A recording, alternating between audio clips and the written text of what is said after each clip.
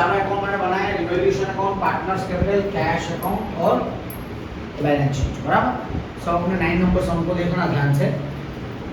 Question में लिखा है Aastha and Aahna are the partners of a partnership firm, उसमें 31/3/2017 ऐसा डेट दिया हुआ है, बैलेंस शीट देके रखी है, फिर उसके बाद है ना एडजस्टमेंट है। देखो दो पार्टनर्स पुराने हैं, आस्था और आहना, और तीसरा पार्टनर न्यू आ रहा है सोनू नाम का। They admitted Sonu as a new partner. First adjustment को देखो, Sonu will bring 80,000 as a capital and 7,200 as a share of goodwill in cash. अब तक हमने जितने भी सम देखे उन सब में यही पॉइंट, ये पॉइंट तो कॉमन ही है कि कोई भी नया पार्टनर जब बिजनेस में आता है तो वो कैपिटल का पैसा लेके आएगा, गुडविल का पैसा लेके आएगा। जो कैपिटल का पैसा होता है वो उसी का होता है, उसी के अकाउंट में हम उसको शो करते हैं, नया पार्टनर का अकाउंट जो हमने बनाया है। लेकिन गुडविल का जो पैसा होता है पुराने पार्टनर आपस में बांट लेते हैं, वो भी सैक्रिफाइस रेशियो में। सैक्रिफाइस रेशियो में क्यों? क्योंकि नए पार्टनर के आने से उनको जो भी प्रॉफिट कम होगा गुडविल उसके अगेंस्ट में उन्हीं को मिलता है बाय रूल, बराबर। अब देखो Sonu will bring 80,000 as a capital, तो पहले 80,000 की एंट्री कर लेते हैं। वो कैश अपना कैपिटल लेके आ रहा है, तो हम यहाँ पे क्रेडिट साइड में सोनू को एंट्री करते हैं बाय कैश अकाउंट। कैपिटल की अमाउंट है उसकी 80,000। इसका सेकंड इफेक्ट कहाँ पर होगा? वो कैश पे आ रहा है तो डेफिनेटली कैश अकाउंट में होगा। वहाँ पर क्रेडिट है तो कैश में डेबिट। कैश का जो डेबिट साइड होता है वो रिसीव साइड माना जाता है, तो कैश में पैसा रिसीव हुआ। हम यहाँ पे लिखते हैं सोनूस कैपिटल अकाउंट 80,000। फिर उसका गुडविल की अमाउंट है, गुडविल की अमाउंट 7,200 दे के रखिए, वो भी कैश। तो हम कैश बांट लेते हैं सोनू के अमाउंट को पहले, लेकिन उससे पहले हमको सैक्रिफाइस रेशियो निकालना पड़ेगा। सैक्रिफाइस रेशियो निकालने के लिए हमारे पास दो चीज़ों की जरूरत होती है, एक है वो ओल्ड रेशियो और दूसरा है न्यू रेशियो, बराबर। देखो ओल्ड रेशियो न्यू रेशियो हमको देख के रखे सब में, ओल्ड रेशियो हमारे पास देख के ही नहीं रखा हुआ है, ठीक है, नहीं क्वेश्चन में फर्स्ट में। उसके बाद हम बात कर रहे हैं न्यू रेशियो की। न्यू पीरियड रेशियो बता रहा है 4:3:3, मतलब वो ओल्ड रेशियो अवेलेबल नहीं है, न्यू रेशियो अवेलेबल है। इसके बाद हम सैक्रिफाइस रेशियो हम नहीं निकाल सकते हैं, क्यों? क्योंकि सैक्रिफाइस निकालने के लिए दोनों रेशियोज का होना जरूरी है। ऐसी कंडीशन में क्या हो जाएगा, ओल्ड रेशियो हम 1/2 मान के चलते हैं। याद करो फर्स्ट चैप्टर हम लोग सीखते थे कि जब भी पार्टनर्स का रेशियो नहीं दे के रखा होता है तो जो P&L रेशियो होता है वो इक्वल मान लिया जाता है। तो यहाँ पे हम जब सम स्टार्ट करेंगे, देखो ये ओल्ड रेशियो, ये न्यू रेशियो में लिख रहा हूँ। फर्स्ट पार्टनर जो है आस्था है, फर्स्ट पार्टनर आस्था, सेकंड पार्टनर आहना, तीसरा सोनू। ओल्ड रेशियो अवेलेबल नहीं है तो 1/2 हमने कर दिया। न्यू रेशियो हमारे पास अवेलेबल है, एक एडजस्टमेंट में न्यू रेशियो देके रखा है, कितना दिया है 4:3:3, ठीक है। तो 4:3:3 बना हो जाएगा 4/10, 3/10 और ये हो जाएगा सोनू के लिए मैंने डैश कर दिया ओल्ड में क्योंकि वो है ही नहीं। अब ये ओल्ड रेशियो न्यू रेशियो हमारे पास अवेलेबल है, इसकी मदद से हम सैक्रिफाइस रेशियो निकाल सकते हैं। सैक्रिफाइस रेशियो का फॉर्मूला होता है old ratio minus new ratio. पहले मैं आस्था का ओल्ड रेशियो निकालूं, सॉरी सैक्रिफाइस रेशियो। तो आस्था के लिए हो जाएगा 1/2 माइनस 4/10। तो इसको सिंपल एलसीएम सिस्टम से करते हो, 2 10 जाइए 20 होगा, 10 को 2 से मल्टीप्लाई किया, फिर आपने सामने 10 1 जा 10, 2 को 4 से करेंगे 8, 10 माइनस 8 2/20। उसी तरह आना का ओल्ड रेशियो 1/2 है और न्यू रेशियो हमारे पास है 2/10। यहाँ पे भी सेम 10 2 जा 20 किया, 10 1 जा 10 माइनस 3 2 जा 6, ये हो जाएगा 4/20। अब देखो दोनों में डिनोमिनेटर सेम हो गया, ये एक्चुअली इसीलिए किया जाता है कि डिनोमिनेटर सेम हो जाए। 2/4 है, 2:4 का मतलब हम 1:2, इसको हमने रिड्यूस कर दिया 1:2। अब ये जो 72,000 है ना, ये बांटेंगे 1:2। यहाँ पे लिख रहा हूँ कि 70-200 को हमको 1:2 में बांटना है, जस्ट रफली लिख के रखा है। अब इसको हम टाइटल क्या देते हैं, by premium of goodwill account. बांटो 7,200 को 1:2 में बांटो। 2400 फर्स्ट पार्टनर का 2400 है, सेकंड का हो जाएगा 1400। अब इसका सेकंड इफेक्ट कहाँ पर होगा, ये कैश में लेके आ रही हो तो सेकंड इफेक्ट जाएगा कैश में। हम यहाँ पे लिखते हैं बाय आस्थास कैपिटल अकाउंट 2400 और second to Anas capital account वो हो जाएगा 4800। यहाँ हमारा फर्स्ट एडजस्टमेंट कंप्लीट हो गया। सेकंड न्यू P&L रेशियो बता रहा 433, ये भी हमने काम में ला दिया। थर्ड बता रहे गुडविल टू बी वैल्यू 40,000। अब देखो ये यहाँ पर जो नया पार्टनर सोनू है उसका गुडविल का पैसा हमको 7,200 तो दे के रख दिया। यहाँ पे गुडविल की नई वैल्यू भी दे के रखी है, तो जब गुडविल की नई वैल्यू दे के रखी हो तब तुमको पहले ये चेक करना होता है कि सोनू जो है जितना पैसा वो बिजनेस में लेके आया है गुडविल का 7,200 वो पूरा हो गया या नहीं हो गया, क्योंकि नई वैल्यू है। तो पहले हम यहाँ पे क्या करते हैं रफली कितनी अमाउंट है गुडविल की 30,000 नहीं सॉरी 40,000। तो 40,000 में सोनू का रेशियो क्या होगा, देखो तीनों का जो न्यू रेशियो है वो हमारे पास है 4:3:3। सोनू के हम लोग 3 मान के चले हैं ना, ये सोनू का न्यू रेशियो 3/10 है, तो इसको 3/10 से करेंगे 12,000 तो 12,000 अमाउंट आ गया। अब यहाँ देखो कंपैरिजन क्या करना है तुमको कि गुडविल की टोटल अमाउंट 40,000 है, जिसमें सोनू के न्यू रेशियो के हिसाब से उसको लाना चाहिए था 12,000, लेकिन उसने अब तक लाया कितना है 7,200। ये 7,200 उसने कैश ला दिया, बाकी कितना बचता है 1,400। बाकी बचेगा 1,400 जो अभी भी उसका लाया नहीं है उसने, बराबर। हमने 1-200 पता है ऐसे किए थे जिसमें नया पार्टनर गुडविल का पूरा पैसा लेके आ जाता है, तो हम बांट लेते हैं पूरा का पूरा हो गया जिसमें एक्स्ट्रा अमाउंट बचती। एक समय ऐसा था जिसमें नया पार्टनर गुडविल का पैसा ला ही नहीं रहा है, उसमें एक समय लिखा हुआ था कि partner does not bring goodwill in cash. तो कोई पार्टनर जब गुडविल कैश में नहीं लाता है तो याद करो हम लोग उसका सेकेंड बेनिफिट कैश में नहीं देते हैं, हम एक पार्टनर की इनकम और दूसरे पार्टनर का एक्सपेंस जैसे शुरू में। यहाँ पर दोनों ही चीज़ें अवेलेबल है। अब मैं पूरा डिटेल में बोल रहा हूँ, सुनना। टोटल अमाउंट 12,000 है, जिसमें से 7,200 कैश सोनू ने दे दिया, वो हमने बांट लिया। बाकी जो 4,800 है अभी भी उसका वो भी बांटा जाएगा पुराने पार्टनर्स में। उसका एक इफेक्ट यहाँ पर तो होगा ही, लेकिन सेकंड इफेक्ट कैश नहीं होगा। क्यों सेकंड इफेक्ट कैश क्यों नहीं होगा, क्योंकि उसने कैश लाया नहीं, उसका बाकी हो। तो फर्स्ट इफेक्ट हम यहाँ पर उसके नाम से देखते हैं। हम यहाँ पे लिखते हैं सोनूज कैपिटल अकाउंट। इस 4,800 को हम लोग बांटेंगे 1:2 में से। बांटो 1,600 या 200 1600 और 3,200। इसका जो सेकंड इफेक्ट है वो यहाँ नहीं होगा, इसका सेकंड इफेक्ट होगा तुम्हारा सामने पार्टनर्स के डेबिट साइड।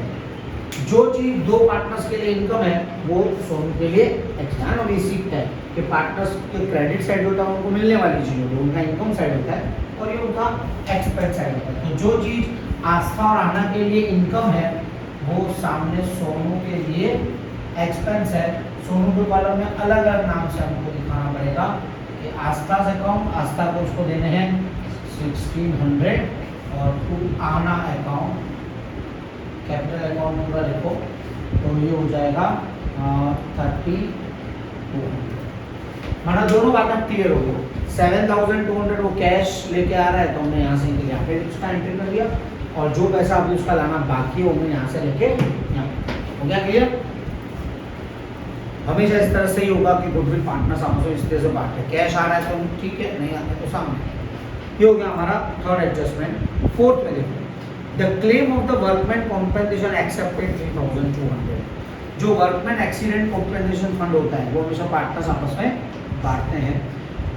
जब भी पुरानी बैलेंस शीट में जितना भी बैलेंस उनको दे के रखा है, यहाँ वर्कमैन एक्सीडेंट कॉम्पेंसेशन फंड आस्था और राणा की पुरानी बैलेंस शीट में दे के रखा है 4,800। अब ये जो 4800 है ये आपस में लोग बांटने वाले थे, लेकिन अब होगा क्या कि वो आपस में पूरा नहीं बांटेंगे क्योंकि इनको अभी देना बाकी है।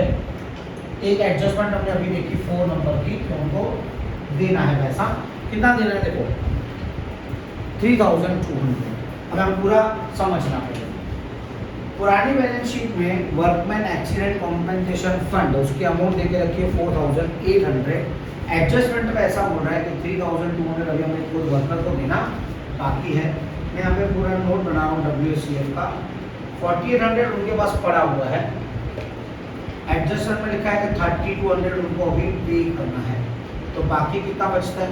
बाकी बचता है 1600। अब इसको एंट्रीज में कैसे लेते हैं? देखो 4800 पहले हम बांटने वाले थे, लेकिन 3200 देना है, तो अब बांटेंगे कितने? 1600। 1600 क्यों बांटेंगे? क्योंकि 3200 देना बाकी। हम 1600 ओल्ड पार्टनर्स में बांटते हैं वर्कमैन एक्सीडेंट कॉम्पेंसेशन फंड। ये जो बांटने वाली चीज हमेशा होती है ओल्ड रेशियो। ओल्ड रेशियो तो हमारे पास था ही नहीं, हमने 1.5 तो दोनों के लिए 1600 का आधा हो जाएगा 800। अब ये जो 3200 है वो हमारी नई लाइबिलिटी बन जाती है क्योंकि वर्कर को देना बाकी है। तो उसको तुम लोग हमेशा लाइबिलिटीज में शो करते हो करंट लाइबिलिटीज शो करके करंट लाइबिलिटीज पाएंगे नीचे वर्कमैन एक्सीडेंट कॉम्पेंसेशन फंड यहाँ देखेंगे हम लोग 30 करंट लाइबिलिटीज नीचे आएंगी। ये पॉइंट एक बार शॉर्ट में फिर से बोल रहा हूँ। हमको बांटना था 4800, लेकिन हमने 1600 बांटा क्योंकि 3200 भी देना बाकी है। तो 3200 नई लाइबिलिटी और 1600 हमने बांट दिया। Next, Anna will take over investment of 19,200। Anna 19,200 investment लेके जा रही है, मतलब इस अमाउंट को इन्वेस्टमेंट लेके जा रही है। तो ये पहले फोकस करेंगे इन्वेस्टमेंट ओवर पे। 19,200 इन्वेस्टमेंट आना लेके जा रही है, इतनी कीमत पे, माने इन्वेस्टमेंट की नई वैल्यू मानी जाएगी। पुरानी वैल्यू देखो, पुरानी वैल्यू इनके पास है 20,000। पुरानी बैलेंस शीट में अगर 20,000 बोल रहा है, जैसा हम लोग रिवैल्यूएशन अकाउंट में कैसे सिंपल चैप्टर में 4 चैप्टर में कर रहे थे कि पुरानी वैल्यू नई वैल्यू को कंपेयर करो, कितना कम ज़्यादा हो रहा है चेक कर लो। यहाँ पे ना मैं पे पूरा नोट बना रहा हूँ कि इन्वेस्टमेंट की जो अमाउंट है ओल्ड हमको दे के रखी है 20,000 और यहाँ पे ये न्यू वैल्यू मानी जाएगी जो कि आना लेके जा रही है 19,200 में। कंपैरिजन करके पता चलता है कि 800 रुपये वैल्यू में लेस हो गया, 800 रुपये वैल्यू लेस हो गई। तो हम जनरली हम लोग कहाँ शो करते हैं उसको? रिवैल्यूएशन में डेबिट साइड शो करते हैं, लेकिन इसमें एक पॉइंट और है एडिशनल। क्या देखो बताऊँ, देखो इन्वेस्टमेंट से रिलेटेड जब भी इसमें से रही हो पुरानी वैल्यू दी हो तो पहले चेक करो उनके पास इन्वेस्टमेंट का कोई फंड पड़ा है कि नहीं पड़ा है। पुरानी बैलेंस शीट में उनके पास 1600 फंड पड़ा हुआ है, माना एक्चुअली उनके पास वो लोग 1600 रुपये रख के बैठे हैं, माना हमें पूरा पिक्चर ही उल्टा हो गया। 800 रुपीज़ का लॉस आ रहा था, 1600 उनके पास पड़े हुए हैं, तो अब ये जो लॉस है ना 800 का वो इसमें से वो लोग कवर करेंगे। माना अब ये होगा कि 1600 में से 800 का लॉस कवर हो गया, अब उनके पास बचते हैं 800, उल्टे वो लोग 800 प्लस में चले गए। अब ये जो 800 प्लस में चले गए लोग, ये रिवैल्यूएशन में नहीं शो किया जाएगा। इन्वेस्टमेंट रिजर्व हमेशा बांटने वाला चीज होता है। जैसे वर्कमैन एक्सीडेंट बांटा, वर्कमैन में भी सेम ऐसे ही पॉइंट था कि 4,800 हमारे पास पड़ा हुआ है, 3200 पे करना है, 1600 बचा, 1600 बांट दिया। इसमें भी सेम ऐसे ही पॉइंट हुआ कि इन्वेस्टमेंट में 1600 पड़े हुए थे, लेकिन 800 का जो नुकसान हुआ वो हमने इसमें से कवर किया, बाकी बचा 800। ये 800 पार्टनर्स आपस में बांटेंगे। इन्वेस्टमेंट रिजर्व फंड दोनों इक्वल ले लेंगे 400। अगर तुम ये पॉइंट देखना भूल गए 1600 वाला, तो तुम क्या करोगे गलती से 800 का लॉस यहाँ शो कर दोगे जनरली जैसे हम शो करते हैं, तो भी तुम्हारा सम रॉन्ग हो जाएगा। इसलिए ये चीज़ें चेक करते हुए सम करना है, तुमको याद रखना। फिर इन्वेस्टमेंट की जो नई वैल्यू है, एक उसका इफेक्ट जैसे 3200 वाली लायबिलिटी था, या तो 19,200 है ना, वो आना लेके जा रहे हैं, मैंने उसको हम नई बैलेंस शीट में शो नहीं कर सकते हैं। यहाँ पे आना जो है वो लेके जा रही है। अब शो कैसे करेंगे? देखो नई बैलेंस शीट पे इसको शो नहीं करना है हमको, आना लेके जा रहे हैं तो आना के कॉलम में इसको दिखाना पड़ेगा कि ये पैसा आना लेके गए, वो हम शो करते हैं। जब भी कोई पार्टनर एसेट लेके जाता है तो उसको डेबिट इफेक्ट दिया जाता है, और कोई लायबिलिटी लेके जाता है तो उसको क्रेडिट इफेक्ट। क्यों? क्योंकि वो इन्वेस्टमेंट का पैसा लेके गई है तो लास्ट में उसको उतना माइनस होके मिलेगा। तो हम यहाँ पर उसको शो करते हैं टू इन्वेस्टमेंट अकाउंट, आना के कॉलम में 19,200। अब ये एंट्री खत्म। तो लोग पूछना है इसके अंदर। अब देखो नेक्स्ट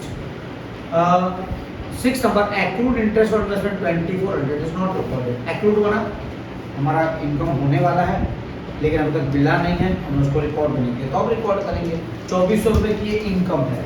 इनकम हमेशा हम शो करते हैं रिवैल्यूएशन अकाउंट में, हम यहाँ पे लिखते हैं bye interest on investment account 2400। इसका सेकंड इफेक्ट कहाँ होगा? ये हमको मिलने वाली अमाउंट है, अगर मिलने वाली अमाउंट है तो हम उसको करंट एसेट्स में शो करते हैं। करंट एसेट्स में हम दिखाएंगे कि आउटस्टैंडिंग इंटरेस्ट ऑन इन्वेस्टमेंट 2400। तब नेक्स्ट अगला एंट्री है 7 number, accepted bills payable to the which were drawn by creditors is not recorded. अब देखो बिल्स पेबल का 2000 का पैसा अभी हमारा बाकी है और ड्रॉन बाय क्रेडिटर्स हमको बिल भेजा है लेकिन हम उसको रिकॉर्ड करना भूल गए। अब ये बताओ, ये थोड़ा सुनने में अजीब इफेक्ट है लेकिन है बहुत ईजी। क्रेडिटर्स ने हमको बिल भेजा था लेकिन हम रिकॉर्ड करना भूल गए। माना होगा क्या, क्रेडिटर्स को हमको जितने पुराने पैसे देने हैं, पुरानी बैलेंस शीट में जो 12,000 दिखा रहा है, अब ये 2,000 उसके अंदर ऐड हो गए, तो ये इफेक्ट कैसे होंगे कि क्रेडिटर्स हमारे पास 12,000 है प्लस अनरिकॉर्डेड, हम उसको यूआर करके लिखते हैं 2,000, ये प्लस हो जाएंगे। माना अब तुम्हारे क्रेडिटर्स हो गए 14,000 के। लेकिन फिर क्या करते हैं, यही चीज बिल्स पेबल में से दोनों माइनस कर देते हो क्योंकि दोनों नाम ऐसे हैं करंट लायबिलिटीज वाले हैं, कहीं पर भी रिवैल्यूएशन और इनका कोई काम नहीं है बराबर। तो बिल्स पेबल है हमारे पास, बिल्स पेबल की जो अमाउंट है 2000 वो हम इसी के अंदर प्लस कर लेते हैं कि बिल्स पेबल की जो ओल्ड अमाउंट है उसकी अमाउंट है हमारे पास बिल्स पेबल की 6000। तो हम क्या करेंगे 6000 और माइनस हमारे पास, हम उसका इसको भी तुम चाहो तो अनरिकॉर्डेड वर्ड यूज कर सकते हो, तो माइनस 2000 कर दो, ये हो जाएगा 4000। माना क्रेडिटर्स में प्लस हुआ और बिल्स पेबल में वो माइनस हो गया। अब 8 नंबर बता रहा है book value of the land and building is 20% less than the market value. तो ये पॉइंट थोड़ा लैंग्वेज समझना है ना, तो लैंग्वेज में क्या बोल रहा है, book value of land and building is 20% less than market value. यहाँ पे लेस देन वर्ड सुन के ज़्यादातर स्टूडेंट क्या करते हैं, क्या चलो जो बिल्डिंग की कीमत देके रखी है लैंड एंड बिल्डिंग की उसका 20% लेस कर दो, लेकिन एक्चुअल मीनिंग वो नहीं जा रहा है। एक्चुअल मीनिंग में क्या हो रहा है, देखो मैं तुमको बताऊँ, ऐसा लिखा है कि बुक वैल्यू जो देके रखी है वो 20% लेस है। पहले ये समझो कि बुक वैल्यू किसको कहते हैं, मार्केट वैल्यू किसको कहते हैं। जो वैल्यूज तुम्हारी पुरानी बैलेंस शीट में देके रखी है उसको हम बुक वैल्यू मानते हैं। मार्केट वैल्यू मतलब जो मिलने वाला है, यहाँ पे क्लियर लिखा है कि लैंड एंड बिल्डिंग की जो कीमत जो बुक वैल्यू है वो उसमें 20% कम लिया है। मतलब जो लैंड एंड बिल्डिंग की कीमत उसने पुरानी बैलेंस शीट में दिखाई है 40,000, वो पूरी नहीं दिखाई है, वो 20% कम दिखाई है। माने जो 40,000 है उसको मानेंगे हम 80%, ये वैल्यू 80% हो जाती है। क्यों? क्योंकि लैंग्वेज एक बार फिर से समझ लो, ये लिखा है बुक वैल्यू 20% लेस शो किया है, माना लैंड एंड बिल्डिंग की जो कीमत है हमारे पास 40,000, वो उसने पूरी शो नहीं की, 20% लेस शो की है, माना उसने 80% शो की। हमारा काम है उसको 100% में कन्वर्ट करना। तो इसको जब तुम मल्टीप्लाई करते हो क्रॉस 80% 40,000 तो 100% कितना, ये अमाउंट आएगी तुम्हारी 50,000। माना उसने शो किया 40, एक्चुअली उसको शो करना है 50, तो 10,000 हमें इंक्रीज हो गया। इस तरह का लॉजिक बैठता है। तो इंक्रीज हुआ है तो एक इफेक्ट तुम लोग शो करते हो रिवैल्यूएशन अकाउंट में 10,000, और सेकंड इफेक्ट जैसा हम एसेट्स में शो करते हैं, ये लैंड एंड बिल्डिंग में 40,000 उसकी ओल्ड वैल्यू है प्लस उसका वैल्यू इंक्रीज हो गया 10,000, न्यू वैल्यू हमारे पास है 50,000। पूरे पॉइंट समझ में आ गया? याद है ना, इस तरह से लैंग्वेज समझ आओ। डायरेक्ट इंक्रीज डिक्रीज बोले तो ठीक है, लेकिन बुक वैल्यू का इंक्रीज डिक्रीज बोले तो ऐसा। यहाँ पे 20% है, इसमें 80 लिया। अगर यही बोलता है कि 30% कम लिया तो उसको 70 मान के चलते हैं, 30-70। चलो next 9 number, out of the insurance premium paid 4800 is for the next year. ये भी इजी पॉइंट है, 4800 नेक्स्ट ईयर कई बार कर चुके हैं। नेक्स्ट ईयर है माना ये प्रीपेड है, बराबर, तो प्रीपेड है, हम उसको रिवैल्यूएशन अकाउंट में शो करते हैं। Credit side by prepaid insurance premium 4800, और प्रीपेड है हमारे वो एसेट बन गया, बराबर, हम उसको करंट एसेट शो करेंगे कि प्रीपेड इंश्योरेंस प्रीमियम 4800। ये एडजस्टमेंट्स तुम्हारे सारे खत्म। अब आएंगे हम लोग बैलेंस शीट पर। बैलेंस शीट में देखो जो पुरानी वैल्यूज हैं इनमें कोई एडजस्टमेंट नहीं, वो same as it is show करते हैं। आस्था और राणा का कैपिटल दिया 76,000, 48,400, ये उनका पुराना बैलेंस है। हम यहाँ लिखते हैं बाय बैलेंस ब्रॉट फॉरवर्ड 76,000 और 48,400, 76,000 और ये 48,400। लायबिलिटी में उसके नीचे दिख रहा है वर्कमैन कॉम्पेंसेशन फंड, ये तो हमने बांट दिया, खत्म हो गया उसका एडजस्टमेंट के साथ। फिर इन्वेस्टमेंट फ्लक्चुएशन फंड है, वो भी बांट दिया। फिर प्रोविडेंट फंड, देखो प्रोविडेंट फंड जो होता है बांटा नहीं जाता है, क्योंकि provident fund third party liability होता है, वो वर्कर्स का होता है, वो पार्टनर्स आपस में बांट नहीं सकते, तो वो एज इट इज शो करोगे। अमाउंट इज 6400, तो प्रोविडेंट फंड 6400, क्योंकि उसको एडजस्टमेंट नहीं है, तो जो पुरानी वैल्यू है वही नई वैल्यू। बैड डेब्ट्स रिजर्व 8000 है। बैड डेब्ट्स रिजर्व जो होते हैं वो हमेशा डेटर्स में से माइनस किए जाते हैं, बराबर। तो डेटर्स की वैल्यू कितनी है देखो जरा सामने, 25,200 है। मैं यहाँ पे लिख रहा हूँ कि डेटर्स हमारे पास है 25,200 माइनस बैड डेब्ट्स रिजर्व है 8,000, तो ये अमाउंट हो जाएगी तुम्हारे पास 25 में से 17,200। 17,200। इसका सिंगल इफेक्ट ही होगा, क्योंकि पुरानी बैलेंस शीट नहीं डाल रहा है वो। क्रेडिटर्स बता रहा है 12,000 वो हमने कर दिया, बिल्स पेबल भी हो गया। लायबिलिटी साइड तुम्हारा ओवर हो गया। एसेट्स क्या है, तो एसेट्स में 8,400 गुडविल दिख रहा है, मतलब ये ओल्ड गुडविल है। जो ओल्ड गुडविल होती है वो ओल्ड पार्टनर्स में बांटी जाती है इस साइड, बराबर, क्योंकि गुडविल एसेट है, एसेट में उसको हम डेबिट साइड बांटते हैं। याद है ना, ओल्ड गुडविल हमेशा ओल्ड पार्टनर्स में ही बांटी जाती है। अमाउंट हमारे पास है 8400 और ओल्ड रेशियो हमारे पास हाफ 20, बराबर, तो ये हो जाएगा 4,200, 4,200 ओल्ड पार्टनर से बांट दिया। फिर उसके बाद लैंड एंड बिल्डिंग हो गया, मशीनरी नहीं हुआ, मशीनरी के बारे में कोई जानकारी नहीं है, एडजस्टमेंट नहीं है, तो हम उसको सेम लिखते हैं 32,000। ये मशीनरी की जो भी नई वैल्यू होगी सेम बन जाएगी 32,000। फिर उसके बाद इन्वेस्टमेंट हो गया, डेटर्स हो गया, स्टॉक बता रहा है 14,400, उसके बारे में कोई जानकारी नहीं है, तो हम यहाँ पे स्टॉक 14,400 करंट एसेट्स में शो करेंगे। फिर उसके बाद है कैश बैलेंस 16,000 है, तो ये ओपनिंग कैश है। ओपनिंग कैश बैलेंस हमेशा हम स्टार्ट डेबिट साइड से करते हैं, बैलेंस ब्रॉट फॉरवर्ड। अमाउंट कितनी है कैश की 16,000। अब देखो कैश बैलेंस के बाद है एडवर्टाइजमेंट कैंपेन अकाउंट और P&L, ये दोनों भी चीजें हमेशा बांटी जाती है। ये रिजर्व्स होते हैं एक तरह के, तो 3200 पार्टनर से बांटा जाएगा। मैं लिखता हूँ टू एडवर्टाइजमेंट कैंपेन अकाउंट 3200 है ना, तो 1600, 600। उसके बाद P&L अकाउंट में डेबिट बैलेंस नहीं रहता है, तो यहाँ पे लिखते हैं कितना अमाउंट है, दोनों में आएगा 2000 और इक्वल। यहाँ हमारी सारी एंट्रीज खत्म हो गई और उसमें कुछ बाकी भी नहीं बचा, बराबर। अब उसको सबको टैली करेंगे। पहले हम लोग स्टार्ट करेंगे 10,000, 2,400, 10 + 4 6 + 7 16, ये हो जाएगा 17,200, ये भी हो जाएगा 17,200। इस साइड को माइनस करने के लिए है नहीं, तो हम ये जो है पूरा का पूरा जो प्रॉफिट है उनका वो पार्टनर्स कैपिटल अकाउंट में शिफ्ट करते हैं।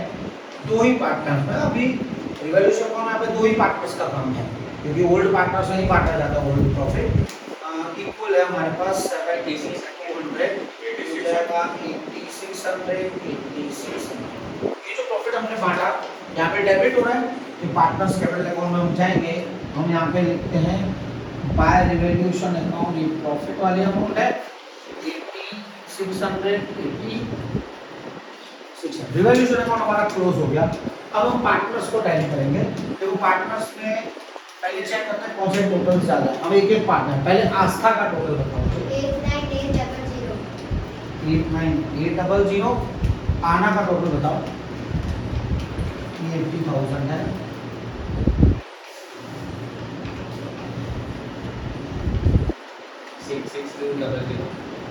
चेक करना एक बार, 66200, ठीक है। टोटल से इतना वो भी चेक कर लेना। 89 ये तीनों टोटल्स है। अब हम तीनों को बैलेंसिंग करेंगे। आस्था का 89,800 में से माइनस करोगे, जो बचेगा वो उसका बैलेंस CF होगा 82,000, 39200। इसका बचेगा 39200 और ये हो जाएगा 75200। 75200। ये जो बैलेंस हम निकालते हैं ये होता है तीनों पार्टनर्स का क्लोजिंग बैलेंस कैपिटल।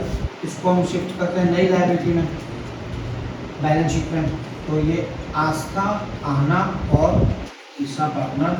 सो इन तीनों का टोटल करो। 82,000 है, फिर 39,200 है, फिर 75,200, 196,400। हाँ, तुम्हारा कैपिटल शिफ्ट हो गया, नए पार्टनर्स का नया बैलेंस शीट का कैपिटल।